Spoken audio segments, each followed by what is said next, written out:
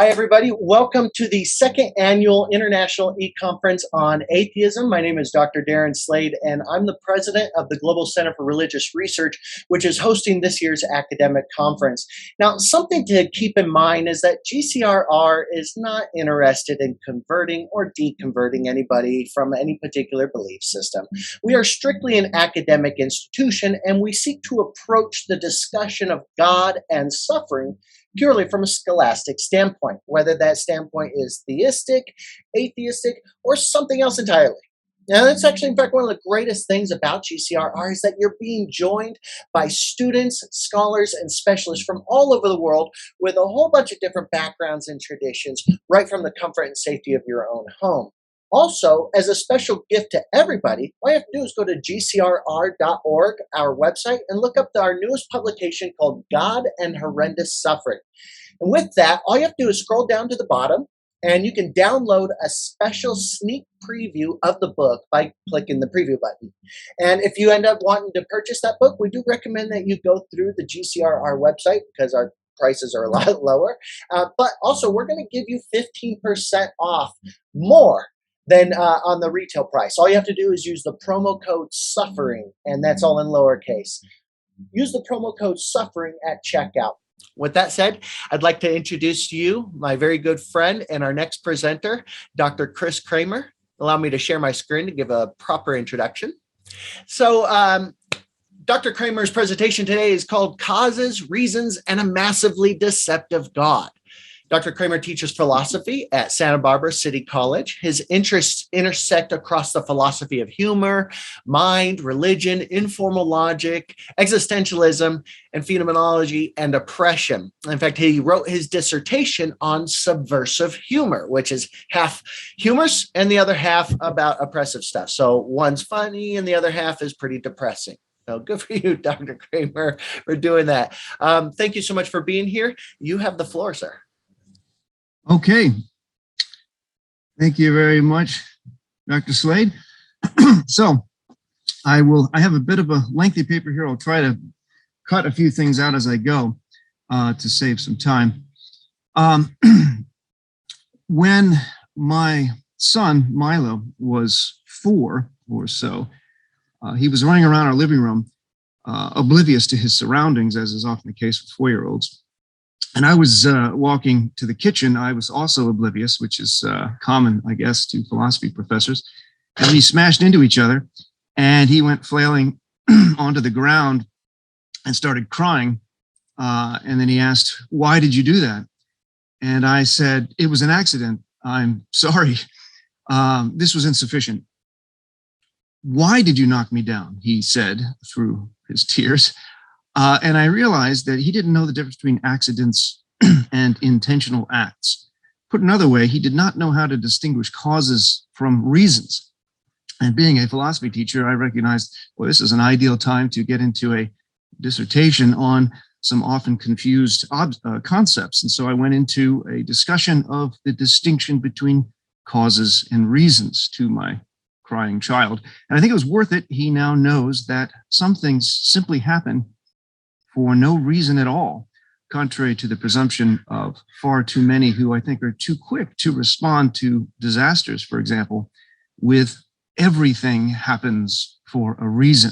And by the way, I recently Googled that, and it provided 907 million hits, which is perhaps not surprising.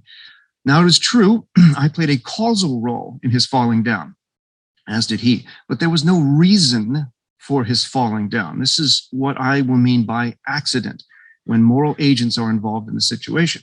However, the term seems inapt in describing William Rowe's famous lightning-struck fawn, for example, where a sentient creature suffers horribly for 3 days and then dies without any moral agents, that is, beings capable of free, rational, ethical choices, learning anything about this dying fawn. The causes of the fawn's suffering and death can be explained in detail without appeal to reasons or accidents. Any situation in which reasons could be employed, knocking your child down, for example, we can speak of possible accidents, as this concept implies a distinction between intentional and unintentional acts, with an accident being a state of affairs resulting from unintentional acts by moral agents. The specific actions in question were not done for any reason, though they could have been. I might have wanted to teach the boy a lesson, but since I'm not a horrible parent, that's not what I did. And there was no intention or purpose in mind with that act. We are not really ever angry at a rock falling down a cliff that destroys our car, because inanimate objects do not do anything on purpose. They also don't do anything accidentally. That rock accidentally hit my car has an odd ring to it. A world without rational moral agents is also one without accidents. A world without conscious rational beings is also one without reasons. Even though causes and reasons can sometimes be used interchangeably without a difference of truth value, the concept cause does not include this distinction in all cases. Every effect has a cause, but not every effect requires a reason. Were this the case, we would want a reasons-based explanation for each individual child who suffers and dies, as well as the cumulative total of the billions of children who have suffered and died well prior to their development of a significantly free will. This distinction is desirable when searching for answers and appropriate responses to horrendous suffering brought about by what philosophers call natural evils, in contrast to moral evils where humans are responsible, presumably through significantly morally free acts, to borrow from Alvin Plantinga, for harming other sentient beings. It's clear that to consider one morally culpable for an action that we consider evil, we must appeal to reasons and not merely causes. This is not obvious with natural evils. If anything qualifies as a natural evil, it would be the current pandemic that seems to spread from person to person, in many cases, the first not even knowing they have it. That's the asymptomatic element of it. 2 years in to this pandemic, we're still unclear exactly about its origins. We're not entirely clear why some can contract it and have few symptoms and others get it and recover, and others still getting it and succumbing to it, perhaps due to underlying health conditions. But we do know that this pandemic, like all disasters, natural or moral, disproportionately harm those who are most vulnerable, the impoverished, disenfranchised, underprivileged peoples, not because the virus wants to harm them more than rich people, but in part because the former folk are systematically denied equal access to education, healthy food, healthy environments, and healthcare in general. This is a fruitful place to look for intersections between moral and natural evils, but we're not going to do that here. I'm outside, so there's going to be bugs getting onto my screen on occasion, but I'll suffer through that. Virologists are continually seeking the causal properties of the virus in order to create a vaccine. When I initially wrote this, the sentence was, they are seeking a vaccine, and I'm happy to have made that correction. They indeed have succeeded in getting one. Because this disease, this severe acute respiratory syndrome, as it's called, it's part of a universe governed by universal natural laws, which in this case should be explicable in terms of biological laws driving these free forms of RNA and DNA, which need living cellular materials, like that found in humans, to replicate. The virologists are, as they should be, in search of causal relations only, even if they might appeal on occasion to metaphorical language, employing reasons for why the virus chose this person over that one. Paraphrasing Richard Dawkins on DNA, a virus neither cares nor knows. A virus just is. When Pope Francis responded to a question from The Tablet, which is a Catholic weekly, about the current pandemic, he replied in part with a saying common in Spanish. God always forgives. We forgive sometimes, but nature never forgives. End quote. We do not know, and I would say not even the Pope, when speaking infallibly, whether God always forgives. Those who believe in eternal hell have their suspicions, and not the mild sort of hell that we discussed last talk. But nature is indeed an unforgiving system. The laws of nature march on causally without fail, as far as we know, leaving no wiggle room for saving one person over another, or one group, humans, for instance, over another group, say viruses. A benefit, if it could be called that, is that we can make useful predictions based upon inductive inferences and our experiences in this law-governed world. Our capacity to do this could be interpreted as a reason God created this world with regular, discoverable, and comprehensible, causally efficacious laws. More significantly, God permits, and I presume he doesn't cause, at least that's the term that we wouldn't want to use now, But he permits natural evils because they are necessary for a genuinely free moral being. For this moral development to be possible, there cannot be exceptions in these natural laws, at least not massive ones, even for the most vulnerable and innocent among us. It is in this sense that nature never forgives. Is that a good reason? There are quite a few philosophers that support the Pope's comments in one way or another. Peter Van Inwagen, who I'll focus on, Bruce Reichenbach, John Hick, C.S. Lewis, Michael Ray, Richard Swinburne, some works of Alvin Plantinga, they all arguing in varying degrees that the laws of nature are created by God, and as an all omnis being, omnipotent, omniscient, omnibenevolent, God is justified in instantiating a universe with regular laws, even though they cause natural evils. There are possible alternatives to a law-governed world containing suffering, but the argument goes that would require God constantly stepping in to tweak the laws of nature in our favor, which would undermine his goal of free, rational beings choosing freely to love him. Consider Van Inwagen's musings on the evolution of life on Earth and the laws of nature necessary to permit it. Quote, "At least for all we know, only in a universe very much like ours could intelligent life, indeed life of any sort, develop by the operation of the laws of nature, unsupplemented by miracles. And the natural evolution of higher sentient life in a universe like ours essentially involves suffering, or there's every reason to believe that it does. No one, I believe, would take seriously the idea that the highest subhuman animals, the immediate evolutionary precursors of human beings, could have evolved naturally without hundreds of millions of years of ancestral suffering," end quote. As to the point that no one would believe this, take seriously the idea, there are many, in fact, who do. Nicholas Dukakis, Martin, Robert Franciscati, all have thought experiments that address questions about laws of nature that could be different and allow for us making inductive inferences, but without the horrendous suffering that we see.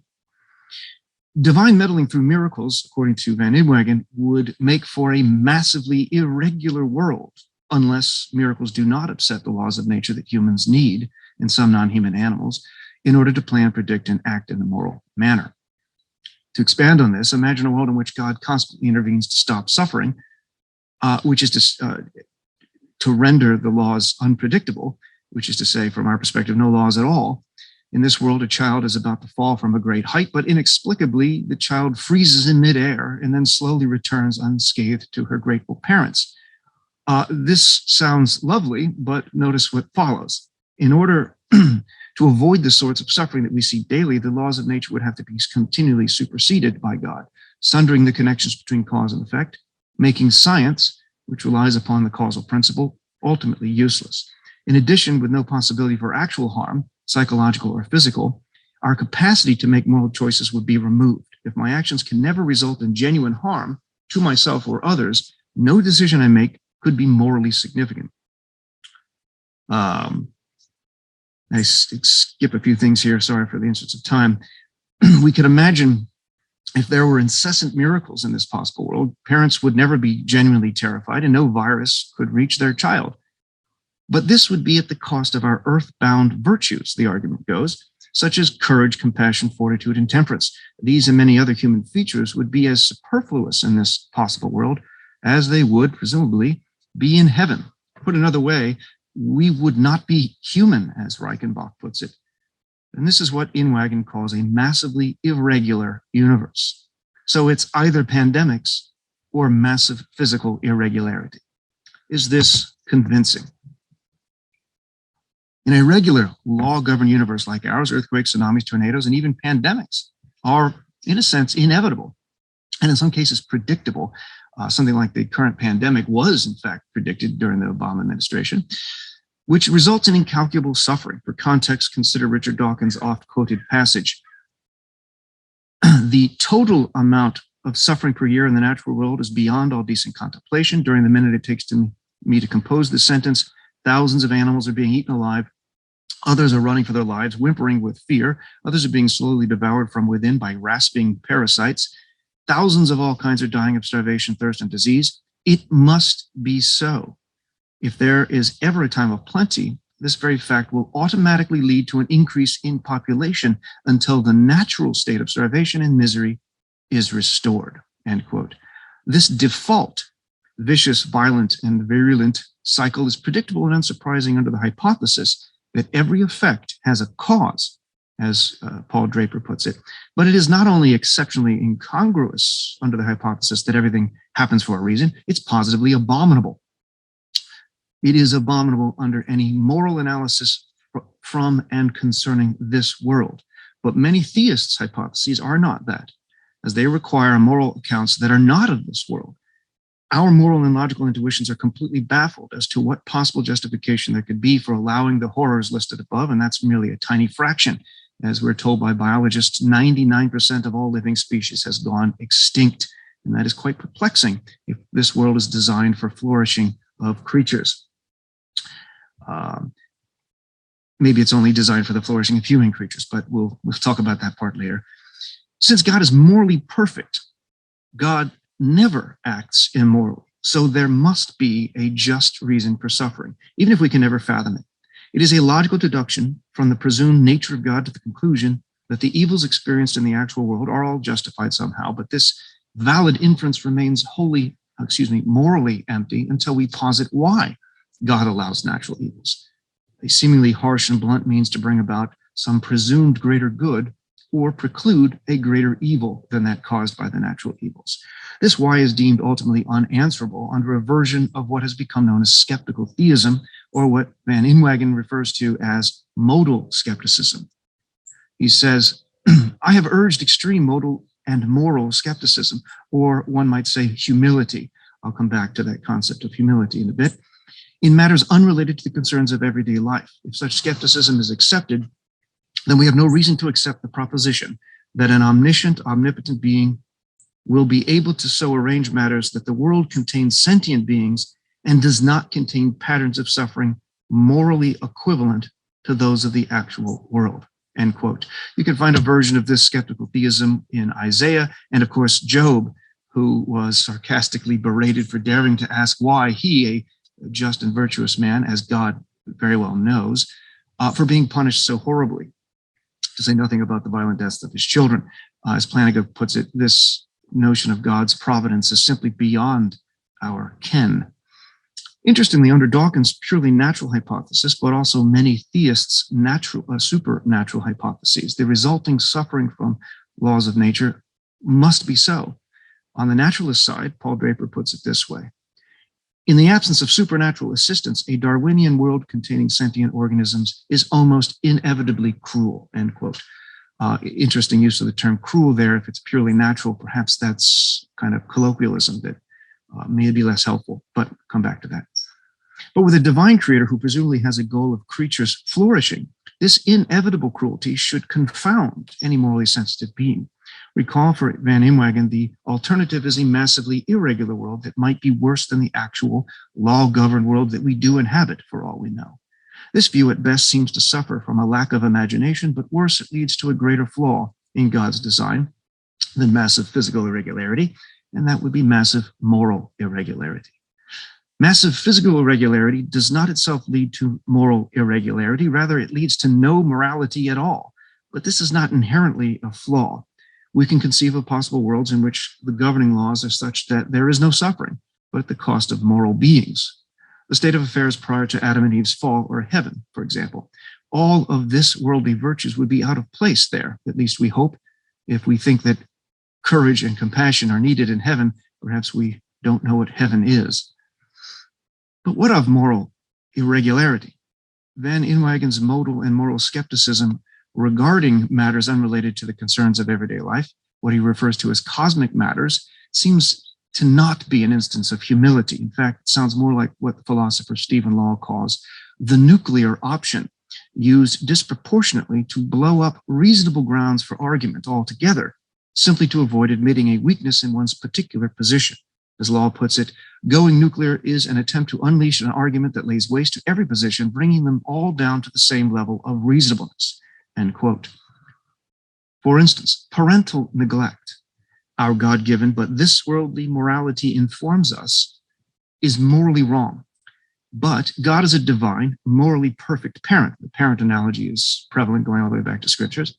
Why is his neglect we might say its seeming neglect, through absence and non-intervention, not morally abhorrent to an infinite degree. The skeptical theist's nuclear response may be God's pandemic-inducing laws of nature, and his felt absence by most people on earth is as reasonable as non-pandemic inducing laws of nature and a divine parent who at least offers every child who wishes a relationship with him equal access to their creator. How can anyone know, as we are merely like children, presumably for the entire existence of our lives on earth, with no access to such cosmic matters? This, of course, is the problem. Either God's moral law at the cosmic stratum is wholly inaccessible to us, devoid of any reason for acting one way or another, and our everyday morality is the only meaningful conception of morality there is. Or God's moral law is meant as a universal normative imperative, a moral law that provides justified reasons for everything that happens. The former horn of the dilemma makes God superfluous, while the latter, which I'll focus upon, leads to massive moral irregularity. We are massively deceived by the moral lawgiver regarding what constitutes morality, ultimately leading to an extraordinary ignorance and moral paralysis. And assuming God's existence, most of his children are thoroughly deceived by his perpetual hiddenness. One consequence of this is that we might need to reconsider the phrase natural evil when it is apparently caused or at least allowed by God.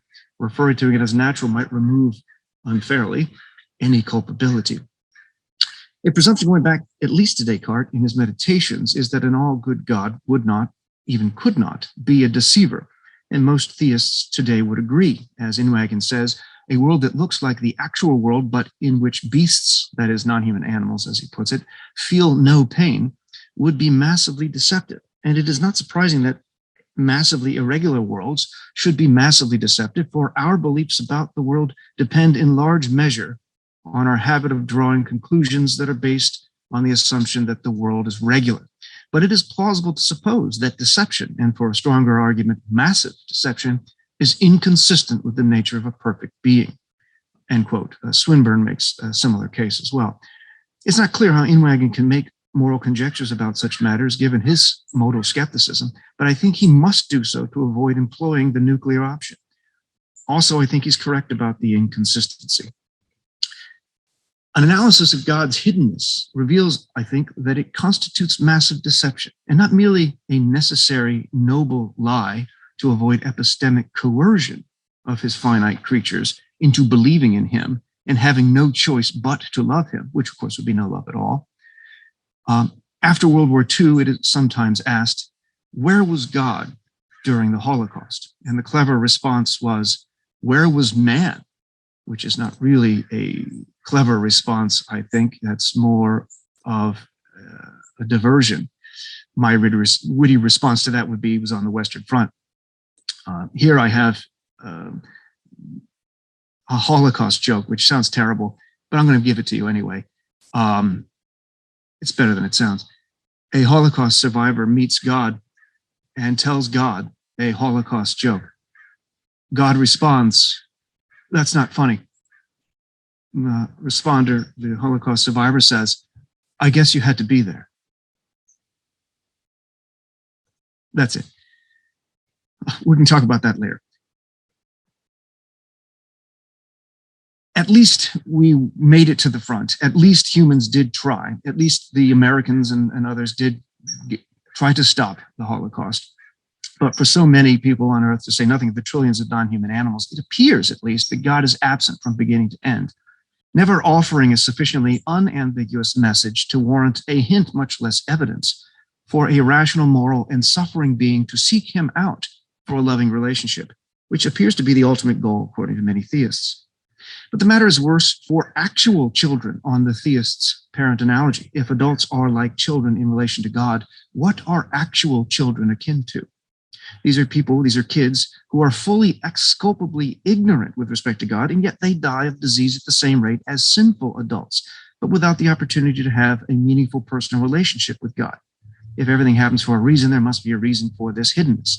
And of course, for all we know, God does allow a kind of special dispensation for children under the age of what? I don't know. For Dostoevsky, it was under the age of 8, the age of reason. but these kids who die young, but maybe God imbues them with the necessary characteristics for a relationship with him immediately. But this logical possibility undermines the theist's central argument that God remains hidden in order for us to develop morally and to freely choose and seek out a loving relationship with him. According to Michael Ray, quote, God wants us to be seekers after him. And what better way to cultivate that disposition than to hide, end quote. John Hick has a similar viewpoint with his conception of the necessity for epistemic distance from God. This is an odd reason, especially as we have reason to believe that he did not offer equal consideration for people like Abraham, Moses, St. Teresa of Avila, Saul, etc., many, many, many others who have had encounters with God. Interestingly, Van Inwagen does not view the sorts of miracles proclaimed in the Bible to be significant enough to lead to a massively irregular world. He says, for those miracles were too small if size is measured in terms of the amount of matter directly affected, and too few and far between, end quote. So it seems we have just the right amount of divine intervention. In terms of Occam's razor, this admission seems akin to a person claiming to have seen only one ghost, but not so foolish to think that there are a bunch of them floating around. Maybe God wants most people to actively seek him out without coercive intercessions, while to others he more clearly reveals himself. Unless we are willfully in on this divine game of hide and seek, such hiddenness amounts to unjustified deception, especially if one is genuinely seeking God's presence in the midst of a global disaster, and prayer seems to be inefficacious. Further, if Michael Ray is correct, vast amounts of the world's population who are non-Christian or simply experience only God's silence are perpetually being hoodwinked. They live their lives without believing in God, and so without seeking any sort of relation with him, yet he is in actuality omnipresent, as Inwagen puts it, choosing to remain hidden from them. This is not a typical absentee parent who has no desires for a loving relationship with their children and makes that known by intentionally leaving. This is an all-powerful and all-loving parent who has literally infinite resources at his disposal to help foster a flourishing type of relationship without being overbearing through the use of signs and wonders, for example. So we're confronted with yet another dilemma. We deny that divine hiddenness is deceptive, or call it massive deception because it's not just a little fib, but as with God's permitting horrendous pandemics, fall back onto our skeptical scapegoat and insist God is just, so has his reasons for so fooling us. Inwagen considers massive deception to be inconsistent with an all-good God, but offers the same skeptical defense that he uses for the problem of natural evil. God's miraculous interventions would produce a massively irregular universe. Inwagen uses an analogy of how to genuinely change minds about sexism. This is in 2003, if that's relevant, noting the constant in-your-face confrontation, or in the case with God's desire for us to believe in him for the right reasons, his continual, miraculous, unambiguous revelations would be counterproductive. Inwagen says, what is needed is natural conviction that proceeds from our normal cognitive apparatus operating on the normal data of the senses, end quote. Genuine belief cannot be forced, except perhaps with folks like Saul, which reveals that it's more than a mere logical possibility. But genuine non-belief cannot be blameworthy when one party to the desire of flourishing relationship, the more powerful one, even omnipotent, purposely chooses to be the cause of a broken, if not impossible, connection, if we utilize our merely normal cognitive apparatus. Given the traditional conception of omniscience, God would presumably also know which connections would be made and which could not. Inwagen hits on something important that will lead to the final arguments of this paper. We must rely on our normal cognitive apparatus in seeking God and moral justification. But in doing so, Inwagen cannot seem to escape the fact that this merely mortal means of thinking casts far too many among